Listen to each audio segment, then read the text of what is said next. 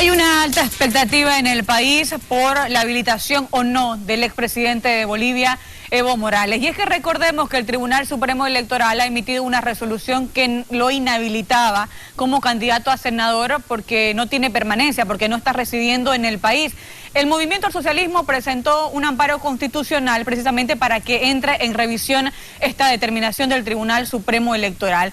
Y este amparo constitucional está siendo revisado o analizado por una sala constitucional en la ciudad de La Paz, y eso precisamente genera una serie de especulaciones. ¿Es legal o no es legal que esta sala pueda emitir la inhabilitación o habilitación del expresidente de Bolivia? Para hablar de ese tema están con nosotros invitados precisamente porque hay una serie de repercusiones y los vemos en imágenes, por favor, en estos momentos. Queremos saludar primeramente a Manuel Saavedra, vocero de Juntos.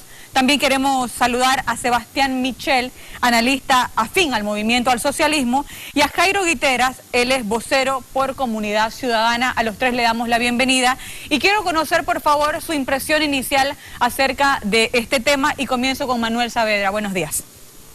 Muy buenos días, gracias por la invitación. Un saludo a Jairo y a Sebastián, gusto de verlos. Bien, como usted decía, este es un tema que preocupa, pero tiene dos elementos centrales.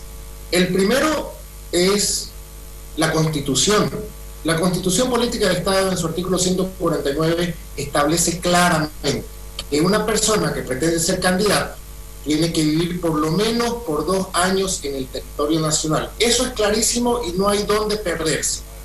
Pero aquí también hay un segundo elemento que también es muy importante, y nos referimos a la independencia de poderes. El poder judicial no puede estar por encima del poder electoral. El Tribunal Supremo Electoral ha inhabilitado la candidatura de Evo Morales porque no cumple cabalmente con el requisito que yo le comentaba anteriormente de vivir en el país. Él en este momento tiene una residencia en la Argentina. No ha cumplido, por ejemplo, con el requisito de tener una declaración jurada ante un notario porque no estaba en Bolivia. Mandó a un representante y ese es un trámite que se tiene que hacer personalmente. En ese sentido, al no cumplir este requisito, el Tribunal Supremo Electoral decidió inhabilitarlo. El Poder Judicial no puede pasar por encima de las determinaciones del Poder Electoral en este caso, porque si no, pues cerremos el Tribunal Supremo Electoral y que sea el Poder Judicial el que se dedique a organizar las elecciones. Entonces, aquí se está vulnerando la Constitución y también se está vulnerando la independencia de poderes, y eso es muy grave. Una vez más, el MAS pretende pasar por encima de la Constitución, judicializar un tema meramente electoral como no corresponde y habilitar de una manera ilegal a Evo Morales, como lo hicieron el año pasado, cuando después de un referéndum la mayoría de la población le dijo que no debía ser candidato. Se inventaron una situación con un tribunal constitucional afín a ellos y pasaron por encima del voto ciudadano. Quiero conocer también la posición, por favor, de Sebastián Michel, para escuchar cómo ve él este tema.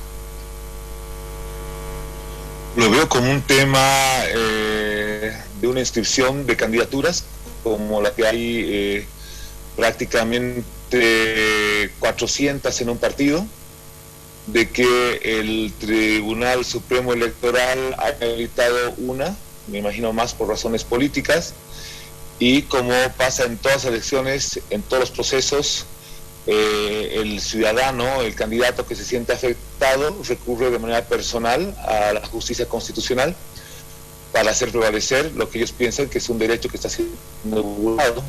Pasa siempre. Generar mayores jurisprudencias al respecto no tiene sentido, siempre se ha hecho eso.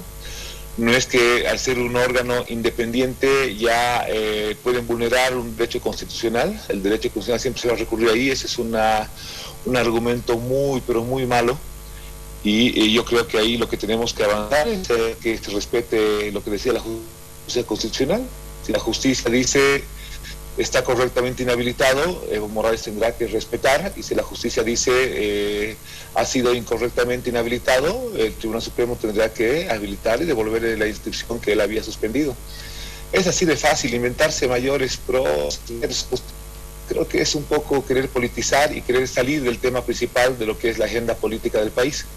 Es querer escaparse un poquito a un tema de debate judicial, chicanero, no sé qué, aquí si tiene competencia o no tiene competencia, en vez de discutir lo que es verdaderamente serio, la crisis económica fatal que está reinando en el país, el desempleo que reina en el país, y la gente que quiere discutir el tema de que si el juez no sé qué, una vez hizo el juez, una vez se lo vio saliendo borracho, no sé qué, acá, allá, eso es solamente querer evadir el debate de fondo que tiene este momento la sociedad boliviana, que es cómo salimos del hambre, cómo salimos de la crisis y cómo salimos del desempleo. Bien, queremos escuchar por favor también la posición inicial de Jairo Guiterra, eres vocero por Comunidad Ciudadana. Por favor, Jairo. Gracias por la invitación, buenos días a todos, Sebastián, Manuel. A ver, lo primero que hay que dejar claro y que la población debe darse cuenta es que estamos en las puertas de un nuevo intento de fraude del movimiento al socialismo. No les bastó con el fraude del 20 de octubre, no les bastó con el fraude de los 14 años de corrupción, con los 14 años de despilfarro, quieren nuevamente de manera fraudulenta vulnerar nuestra Constitución, vulnerar nuestra ley del régimen electoral y vulnerar la ley de composición de salas penales. Entonces, vemos que la conducta y las actitudes fraudulentas se repiten de manera sistemática en el movimiento al socialismo. Pero no debe extrañarnos porque nunca respetaron el voto de los bolivianos, nunca respetaron la Constitución, nunca respetaron las normas, y sería una conducta de extrañarse que ahora quisieran hacerlo. De todas maneras, yo comparto en lo que dice Sebastián, que hay que debatir los temas de fondo. Hay que debatir los 14 años de fraude, hay que debatir los 14 años de despilfarro, hay que debatir los 14 años de corrupción que hoy nos llevan a la peor crisis de salud económica y de educación que estamos viviendo. Lo que estamos viviendo hoy es consecuencia de 14 años de fraude. Entonces no podemos permitir que de manera fraudulenta se quiera premiar al autor intelectual de quien nos hizo todos estos fraudes durante mucho tiempo. Queremos recordar de que Comunidad Ciudadana, con nuestro candidato Carlos Mesa, inició un proceso penal contra Evo Morales, contra Álvaro García Linera y contra todos quienes resultaran autores intelectuales del fraude. Eso debe investigarse, ese es un tema de fondo y tras de eso debe ir la justicia para sancionar como corresponde a las personas que hayan tenido vinculación con el fraude del 20 de octubre. Este es un tema que genera una serie de repercusiones, pero también de dudas por parte de la ciudadanía, porque si estamos hablando de independencia de poderes, ¿cuál es la institución que va a pesar más en esta determinación? El Tribunal Supremo Electoral ya emitió una resolución inhabilitando a Evo Morales y ahora será una sala que definitivamente tendrá que definir esta situación. Escuchábamos anteriormente a José Antonio Rivera, el ex Tribunal del Constitucional Plurinacional, que señalaba que precisamente una sala no debería definir la habilitación o la inhabilitación de un postulante a senador. Entonces, ¿cuál será la determinación en este tema? Como ciudadanos no sabemos cuál prevalece más, si la institución como el Tribunal Supremo Electoral o una sala constitucional. Por favor, Manuel. Los fallos del Tribunal Supremo Electoral en la instancia electoral son irrevisables, así lo determina la ley del régimen electoral, como yo les decía anteriormente. Y si no es así, entonces pues cerremos el Tribunal Supremo Electoral, cerremos el Poder Electoral y que el Poder Judicial se dedique a organizar las elecciones. Si va a estar cancelando o anulando las determinaciones de otro poder que es independiente. Pero algo que preocupa y mucho es la poca importancia que le da el masismo a que se esté vulnerando la Constitución, las leyes. Claro, se acostumbraron durante el tiempo que fueron gobierno a hacer lo que les daba la gana, como Evo Morales decía, yo lo he hecho nomás y después que los abogados lo arreglen, y eso no se puede permitir. Estamos a puertas que una vez más se vulnere la Constitución política del Estado, como la vulneraron cuando plantearon ir a una reelección sin estar permitido, cuando perdieron un referéndum y no les importó el resultado, que la mayoría del país haya decidido algo.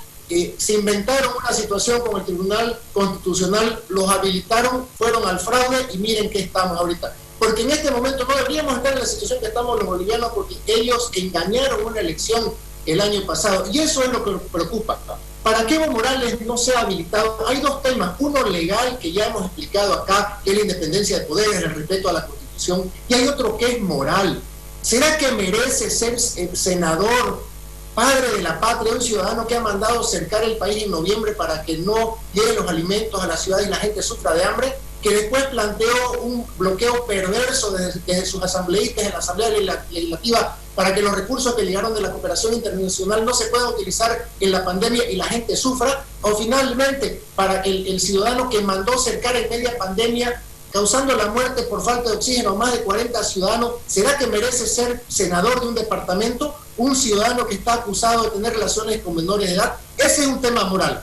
Y por el tema moral no merece ser representante de un departamento, padre de la patria, pero también por el tema legal. Quiero por favor escuchar a Sebastián Michel, porque hace instantes él hacía referencia precisamente a que este tema se lo ha politizado mucho, y efectivamente sí, los partidos políticos o los candidatos políticos han aprovechado esta oportunidad, pero lo que nos preocupa a los ciudadanos en general es que existen dos posiciones: hay una acción de cumplimiento versus a una acción de amparo. ¿Cuál es la que va a prevalecer entonces en este tema? Es muy buena la pregunta, porque es el tema de fondo, no es ordenar. A ver, el otro tema es un tema político, y todo el verso y la poesía lo voy a dejar a un lado. Cuando un órgano independiente como es el Poder Legislativo saca una ley que va en contra de la Constitución, por supuesto es el Tribunal Constitucional que tiene que determinar la constitucionalidad o inconstitucionalidad. No es que ahí hay, es que es un órgano independiente y si no, mejor cerremos el órgano y que el órgano judicial haga leyes. No, eso no funciona así. Cuando el órgano ejecutivo toma una acción administrativa que va contra la Constitución, de igual manera hay una etapa administrativa, hay un revocatorio, hay un jerárquico y se procede a la vía constitucional. La vigencia de los hechos constitucionales está enmarcada en la justicia constitucional, ya sea el tribunal o las salas constitucionales. Entonces es importante, no por un tema de coyuntura política, desordenar lo que es el elemento del... O sea, tanto el órgano ejecutivo, que es independiente, como el legislativo, como el judicial, electoral, todos ellos son independientes. Pero cuando vulneran alguna garantía constitucional, la que tiene que definir eso es una sala constitucional o, en su caso, el Tribunal Constitucional. Entonces no hay que hacer prosa equivocada sobre un tema, ¿ya? Si el órgano ejecutivo vulnera un derecho, va. Si una persona en un tema privado lo despiden cuando tiene una causal para que no haya despido, va y procede ahí. O sea, no es que la independencia significa que nadie más puede reinar sobre lo tuyo. Si tú vulneras un derecho, por supuesto hay una instancia. Aclarar eso, que me parece importante para el funcionamiento del Estado en los próximos años. Es importante que volvamos al otro tema. Los temas son legales. Las valoraciones morales que puede tener una persona u otra sobre lo que se ha hecho en 14 años nos tienen totalmente sin cuidado. Es como que yo diga, Yanine Áñez con Arturo Murillo, que son las caras más visibles de la crisis y de la masacre de Sencate y Sacaba, han matado 40 personas y tienen en este momento a casi 6 millones de personas vendiendo cosas en la informalidad, y han llevado de 9% a 40% el desempleo. No me candidatar por lo mal gobierno que han sido. Sería una locura mía, una valoración totalmente mía. Yo, para que se castigue por el tema de masacre, tendré que ir en su momento a una sala penal. Tendremos que llevar adelante el juicio. En el caso de Yanine, seguramente tendrá que ser de responsabilidades, un juicio de privilegio de excepción. Habrá que cumplir con todos los procedimientos. Todos los padres que han dejado que han muerto y han dejado hijos huérfanos, niñas desprotegidas, y que quién sabe qué se van a dedicar en el futuro para poder sobrevivir por un apetito voraz de poder, que con el 4% quieren gobernar indefinidamente en prórroga, no les importa la crisis y el conflicto social que produce en el país. Es una palabra muy mía. Ellos igual tienen derecho a estar presentes en la papeleta. Han sido pésimo gobierno, han llevado al país a una crisis, al desempleo, al hambre.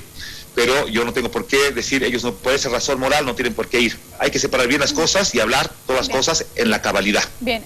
Jairo, ¿existe un argumento constitucional para poder inhabilitar a Evo Morales? Es decir, ¿la Constitución no es clara en este tema como para entrar en este conflicto ahora?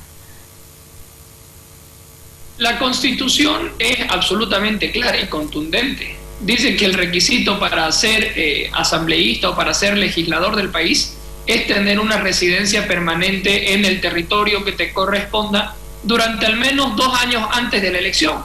Entonces no hay un lugar a una interpretación, a que, bueno, a ver, veremos cómo se interpreta. No, la Constitución es clara y contundente.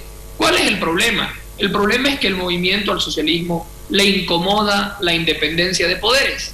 Le incomoda porque durante 14 años utilizaron el sistema judicial, el sistema electoral, ¿para qué? Para vivir de fraudes.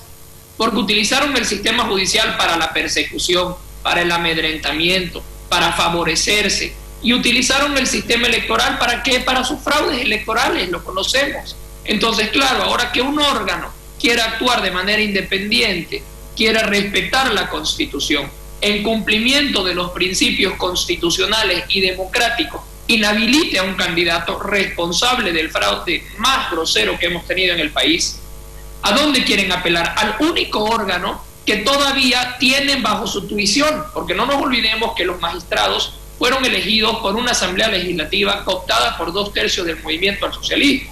Entonces, ¿qué hace el sistema judicial? Responde a intereses políticos. Lo hemos visto con el proceso del fraude que nosotros hemos iniciado, que no avanza. No existe investigación, no existen más avances en cuanto a las responsabilidades de este proceso. Entonces, como pierden el control del Tribunal Supremo Electoral, apelan al Tribunal de Justicia o al Tribunal Constitucional Plurinacional. ¿Para qué? Para que ellos puedan todavía responder en sentido y en beneficio de sus intereses políticos electorales. Hay una sentencia constitucional 024/2018 que interpreta lo que se debe considerar como residencia permanente entre los requisitos para los candidatos a asambleístas nacionales. Y en dicha sentencia se permite considerar como residencia permanente los casos que por disposición legal o fuerza mayor se haya hecho intermitente la residencia de una persona en un territorio determinado. ¿Esto es claro, Manuel? A ver, la sentencia constitucional 24/2018 se refiere a que las personas que están fuera del país por motivos de fuerza mayor, como usted lo decía, sí pueden ser habilitadas. Pero ¿qué se entiende por fuerza mayor? Un ciudadano que está en el exterior por una enfermedad, por un tema de estudio, o tal vez también porque estás cumpliendo servicios diplomáticos, por ejemplo, como es el caso de Choquehuanca. Choquehuanca no estaba en el país, pero estaba como diplomático en una misión encargada por la Cancillería. Solo en esos casos. Evo Morales no cumple ninguno de estas situaciones. Evo Morales huyó del país porque lo encontraron haciendo fraude y porque no fue valiente y se quedó para asumir su responsabilidad. Lo primero que hizo fue salir del país con un grupo de personas, que otro grupo de personas anda escondido en las embajadas hasta ahora, pero no son valientes. Eso está claro, él no cumple con estos requisitos. Pero también podemos citar jurisprudencia. ¿Qué pasó con la señora Rebeca Delgado en el 2015, cuando ella quería ser candidata a alcaldesa en Cochabamba? ¿Sabe qué pasó? La inhabilitaron porque, según la justicia electoral controlada por el masismo, esos que ahora están presos y otros huyendo, certificaron que ella no vivía en Cochabamba, que vivía en La Paz, porque ella era diputada. Imagínense esa barbaridad. Ya hay ese precedente y ahora resulta que un ciudadano que ni siquiera vive en Bolivia, que vive en la Argentina, pretenden habilitarlo. Es decir, a la señora Rebeca Delgado, que vive en otro departamento, no la habilitaron, y a Evo Morales, que vive en otro país, pretenden habilitarlo. Hoy el enemigo es el aparato judicial extorsivo y delincuencial que montó el masismo. Eso es lo que tenemos que combatir, porque un país sin Estado de Derecho es muy difícil que se pueda llevar adelante. Y el MAS, lastimosamente, durante el tiempo que fue gobierno, durante esos 14 años, lo perforó totalmente. La gran mayoría de los jueces están en sus puestos gracias al MAS, y hay algunos que lógicamente van a intentar devolver el favor a quien los puso ahí.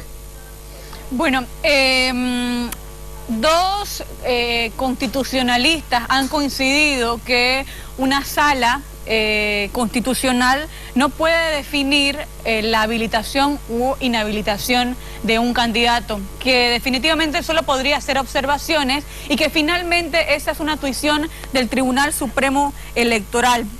¿Cuál es su posición, Sebastián? No, yo no tengo posición. Yo creo que la posición la tienen que fijar precisamente los jueces.